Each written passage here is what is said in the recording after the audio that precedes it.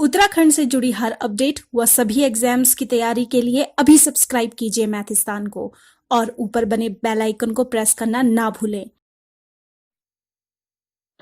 Hello बच्चों, तो आज का नया जो टॉपिक स्टार्ट कर रहे हैं हम, बहुत इंपॉर्टेंट टॉपिक है और इसके ऊपर एक क्वेश्चन ज़रूर मिलेगा तुम्हारे को एग्जाम में देखने के लिए। तो मतलब ऐसा टॉपिक है कि आपने हो सकता है पहले पढ़ा भी हो, और अगर आपने 12th से ऊपर के बच्चों को पढ़ा है तो आपने बिल्कुल पढ़ा होगा, और अगर आपने 12th वालों को पढ़ा है दोस्तों, तो ये आपने फिर शायद पढ़ा होगा, शायद नहीं पढ़ा होगा, तो वो डिपेंड करता है पर्सन टू पर्सन। ठीक है? तो टॉपिक है equation reducible to parametric form. हम किस तरीके से करते हैं, ठीक है ना दोस्तों?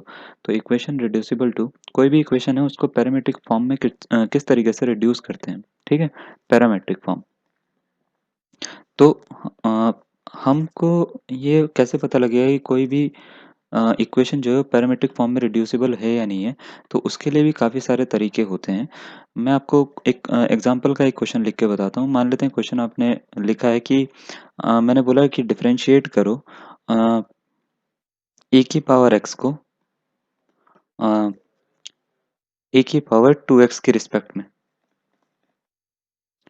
अब यहाँ पे आप फँस जाओगे, ठीक है? क्यों?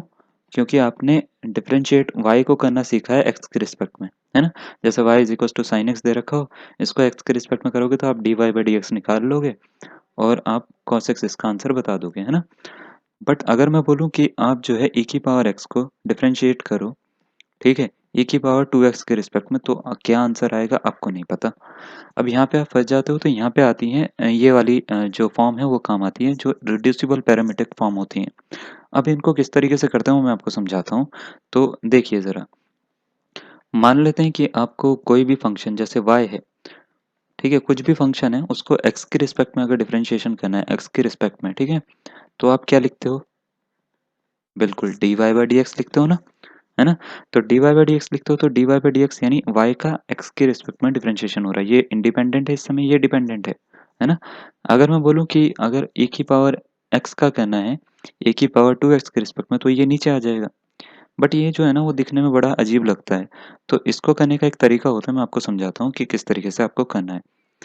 फॉर एग्ज़ाम्पल मैं आपको एक क्वेश्चन दे रहा हूँ। क्वेश्चन मैंने बोला कि x की पावर 5 को, है ना?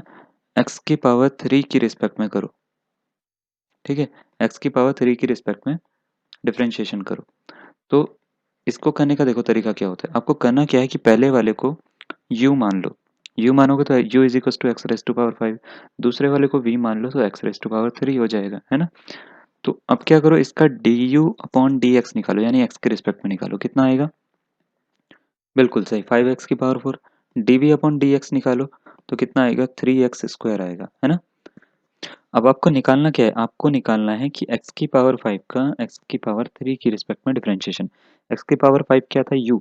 तो u का, है ना, v की रिस्पेक्ट में डिफरेंशिएशन। तो v की रिस्पेक्ट में होगा तो इसका मतलब ये है कि आपको du अपॉन dv निकालना है ना? क्या निकालना है? du upon dv। क्यों? क्योंकि u का v के रिस्पेक्ट में, जैसे हम बोलते हैं y का x के रिस्पेक्ट में निकालना है, तो क्या निकालते हो आप? dy/dx निकालते हो। तो क्या निकालना है? du upon dv। कैसे निकलेगा? इसका फॉर्मूला होता है du upon dx upon dv upon dx। अगर ये आपको समझ में नहीं आया तो कल वाली वीडियो जाके देख सकते हो, उसमें ये वाला कॉन्सेप्ट मैंने बता रखा है। तो क्या करना है? du अपॉन dx की वैल्यू यानी 5x अपॉन 5x की पावर 4 अपॉन 3x स्क्वायर रख दो यहाँ पे, काटो, 2 पावर बचेगी, तो 5x स्क्वायर अपॉन 3 जो है वो इसका आंसर होगा। चलो एक क्वेश्चन करके देखते हैं इसके ऊपर। इसी लेवल से स्टार्ट करेंगे, उसको मॉडरेट तक लेकर जाएंगे, ठीक है, आज की वीडियो में।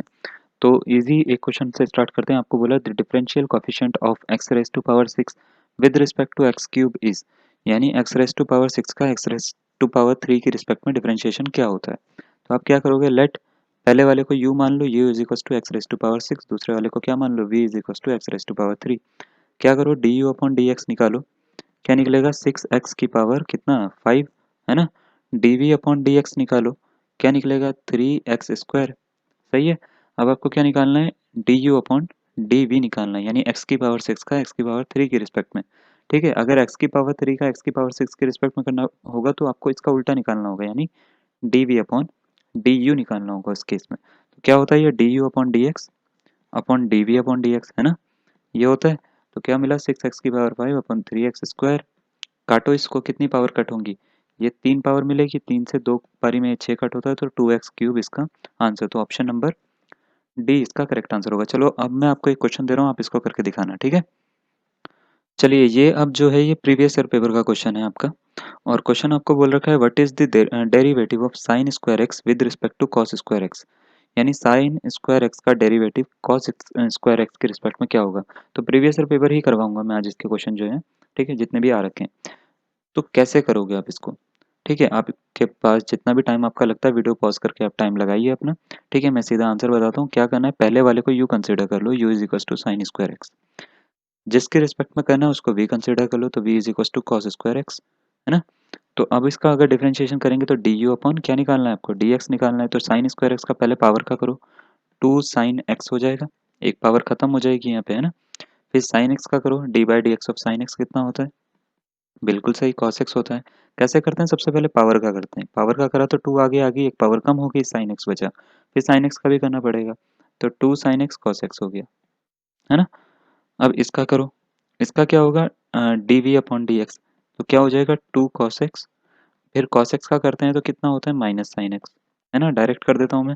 और आपको याद होगा जब मैं क्वेश्चन पेपर सॉल्व करवा रहा था, शायद एक क्वेश्चन पेपर में ये क्वेश्चन था भी, है ना। तो अब आपको क्या निकालना है, d u upon d v निकालना है, क्योंकि इसका इसके रिस्पेक्ट में हो रहा है, तो ये नीचे आएगा, ये ऊपर आएगा।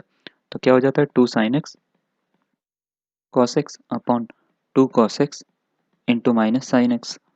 देखो कुछ कट हो रहा है, साइन एक्स से साइन एक्स कट हो रहा है, 2 से 2 कट हो रहा है, कॉस एक्स से कॉस एक्स कट हो रहा है, ऊपर मिल रहा है 1, नीचे भी मिल रहा है 1, तो 1 अपॉन माइनस 1, तो कितना मिलता है माइनस का 1। ऑप्शन नंबर की बात करें तो थर्ड इसका करेक्ट आंसर है, ठीक है।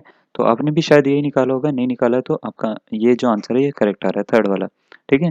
एक क्वेश्चन और देखते हैं इसके बाद में, ताकि आपको पता लगे, अब आपको समझ में आगे होंगे ये क्वेश्चन किस तरीके से करने हैं, ठीक है। अब थोड़ा सा लेवल हम बढ़ाते रहेंगे, थोड़ा थोड़ा करके, है ना। चलिए ये क्वेश्चन आपके लिए भी है, जितना जल्दी हो सके उतनी जल्दी करना है। आपको बोला है the differentiation of e raise to power x cube with respect to log x is, ठीक है। इसका आंसर आप बताइएगा मुझे कि क्या आ रहा है, ठीक है। पॉज कर सकते हो आप, आंसर निकाल सकते हो इसका, ए बी सी या डी में से कौन सा आंसर है।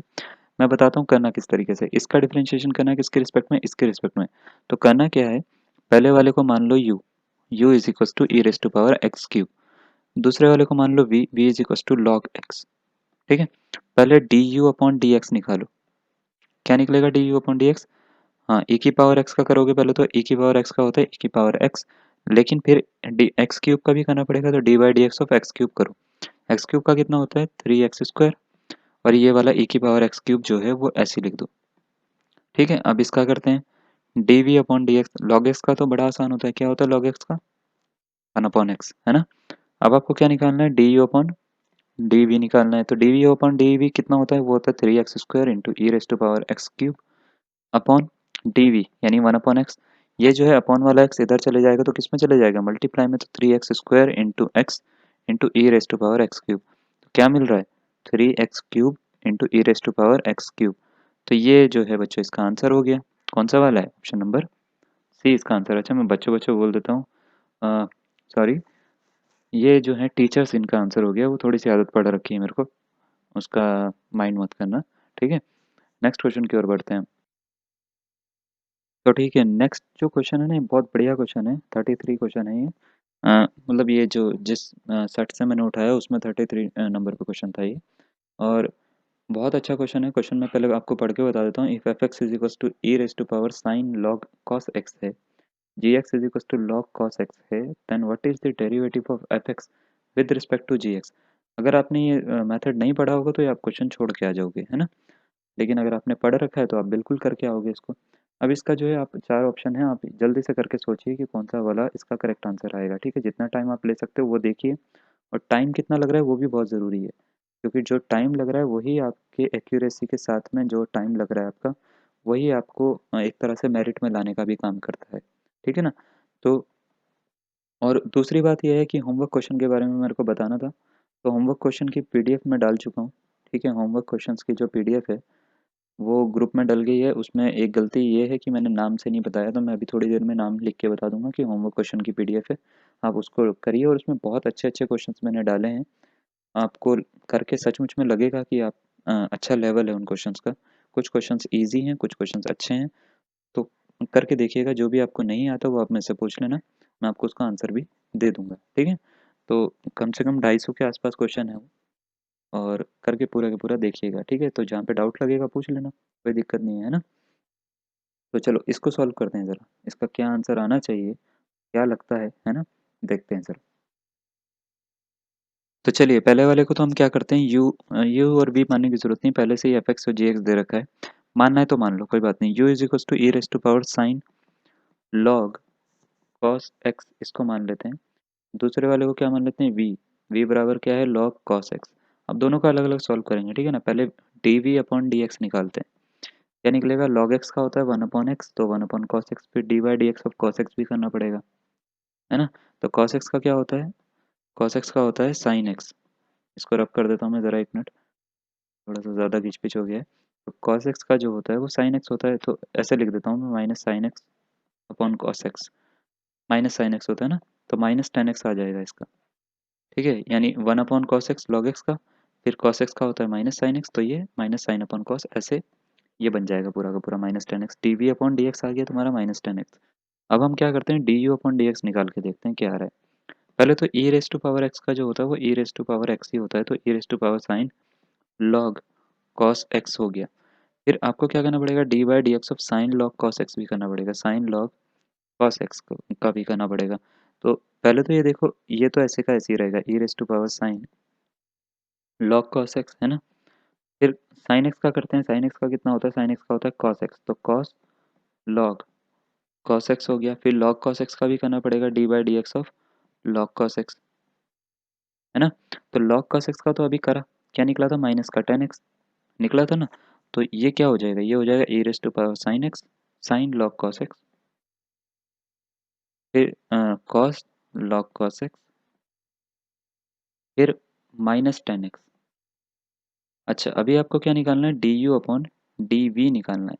तो क्या करना पड़ेगा, इसको किससे डिवाइड करना पड़ेगा, माइनस टेन एक्स से। तो मैं डायरेक्ट लिख दूँ क्या यहाँ पे, कोई दिक्कत तो नहीं है? इसको मैं d u upon d v निकाल लेता हूँ, तो इसको अपॉन माइनस टेन एक्स लिख देता हूँ, कोई दिक्कत तो नहीं है? मतलब इसके अपॉन में मेरे को यही तो लिखना है, d u upon d x upon d v upon d x होता है ना। तो इससे ये कट हो रहा है, तो क्या मिल रहा है, e raise to power sine log cos x और कॉस लॉग कॉस एक्स। तो e raise to power sine log cos x, तो ये किसकी वैल्यू है, ये है एफ एक्स की, है ना? और कॉस लॉग कॉस एक्स किसकी वैल्यू है, जी एक्स की, ठीक है?